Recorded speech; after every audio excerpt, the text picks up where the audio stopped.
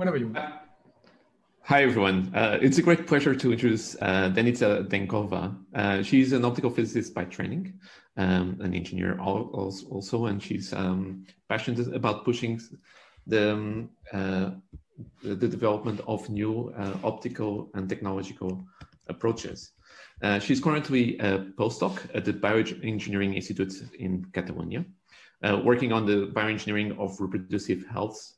There she leads the development and implementation of novel optical techniques. I'm really excited about hearing her talk because I read her paper last year about this topic, and I was really excited about it. It's a really cool way to achieve super resolution on confocal microscopes. So it is a very big pleasure to hear it in person now. So Denitza, looking forward to your talk. Thank you, Ricardo. Can you hear me and see my screen all right? We can. Perfect. So undoubtedly, super resolution microscopy has enabled imaging with subdiffraction resolution, which is impressive, enabling biological discoveries which were just not possible before. And we heard a lot about this this morning. And in the last decade, there have been a myriad of super resolution methods that have appeared, each of them with their own advantages, disadvantages, with its own scope. However, pretty much all of these methods share a couple of common shortcomings.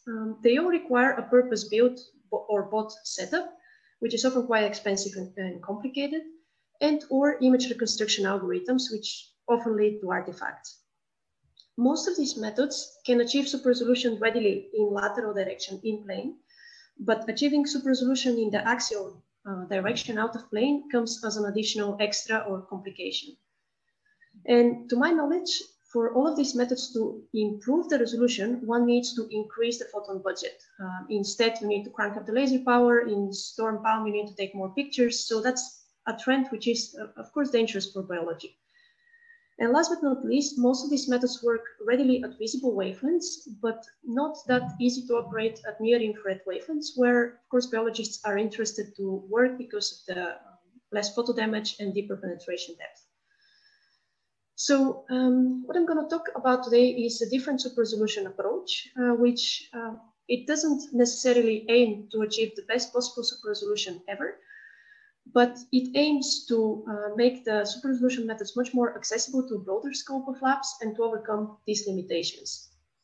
So namely, we realize a super resolution approach which can be achieved on a conventional confocal microscope without any modifications or any image processing. Spontaneously, we achieve super resolution in X, Y, Z in all 3 dimensions.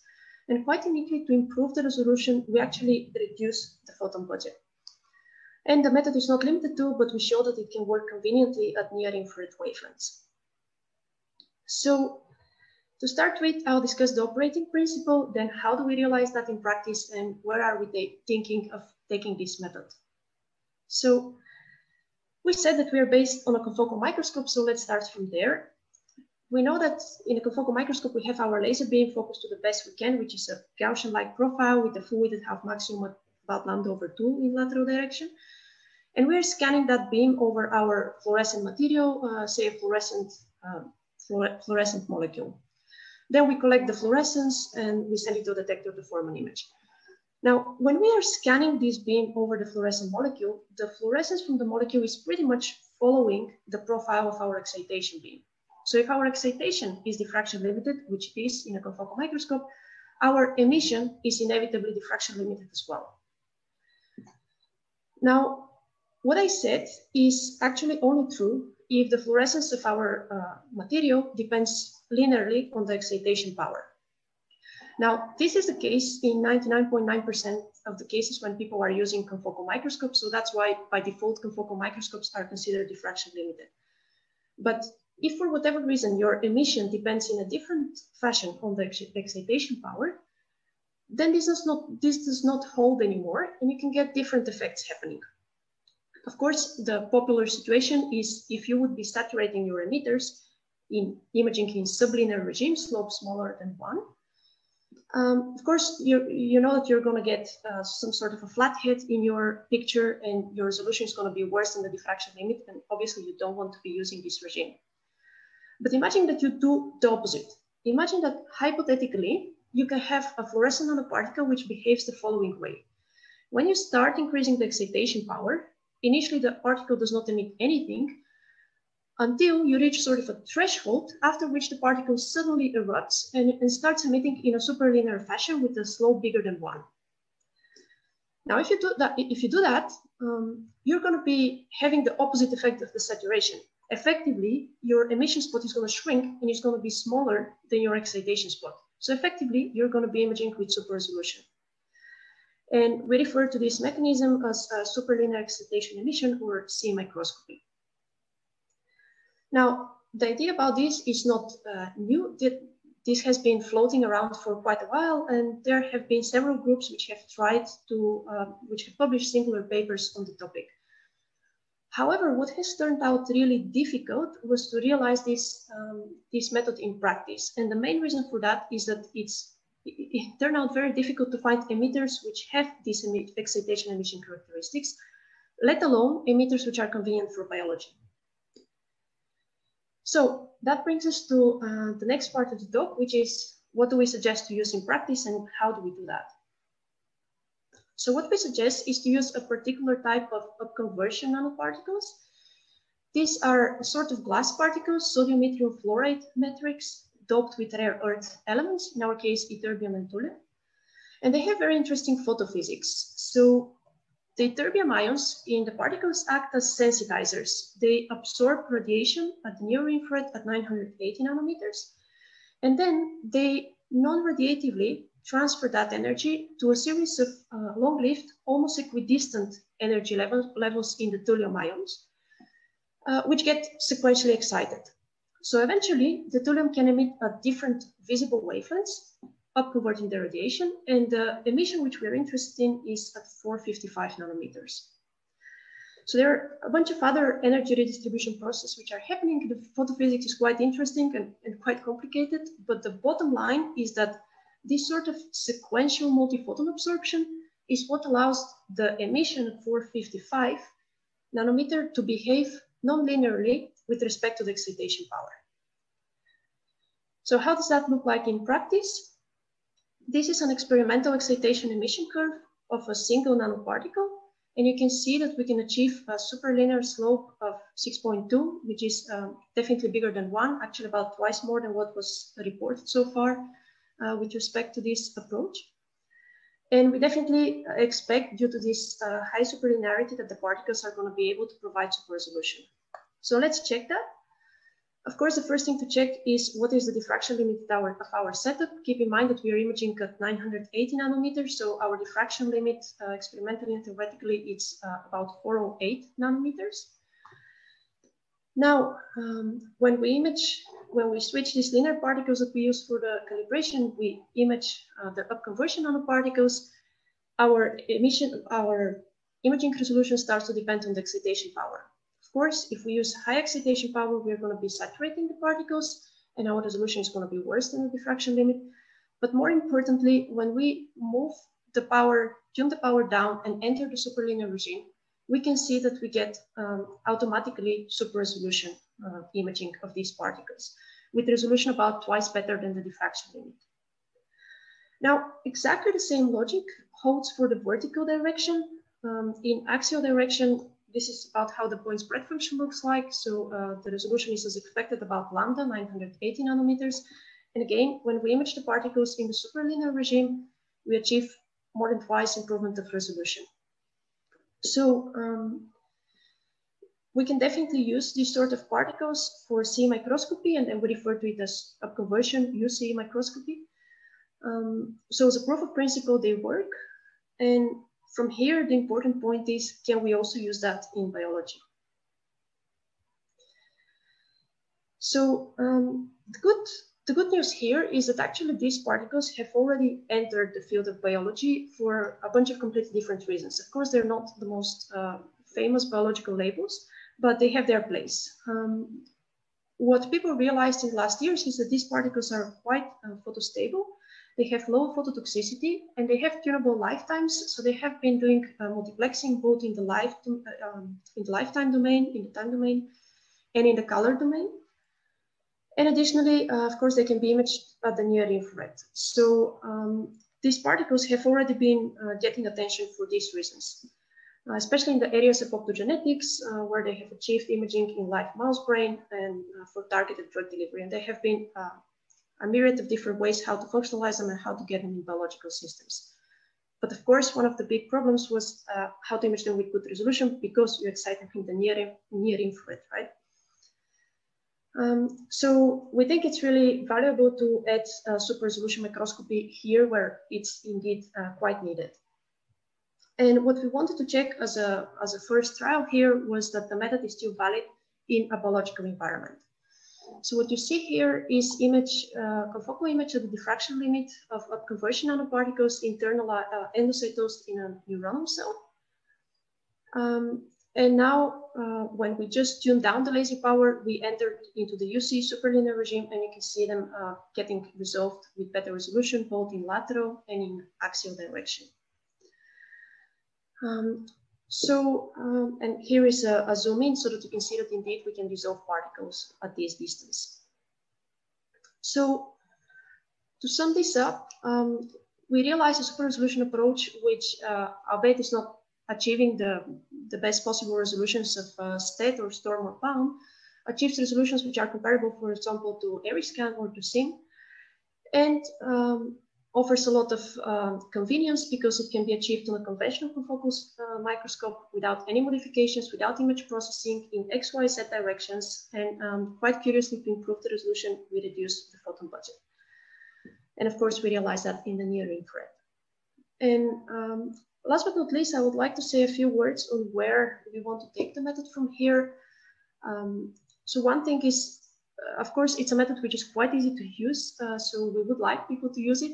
And the only thing you need is a confocal microscope, the particles, and the right imaging conditions. So if you are interested, we are more than happy to provide particles and to assist you with setting up the initial microscopy conditions.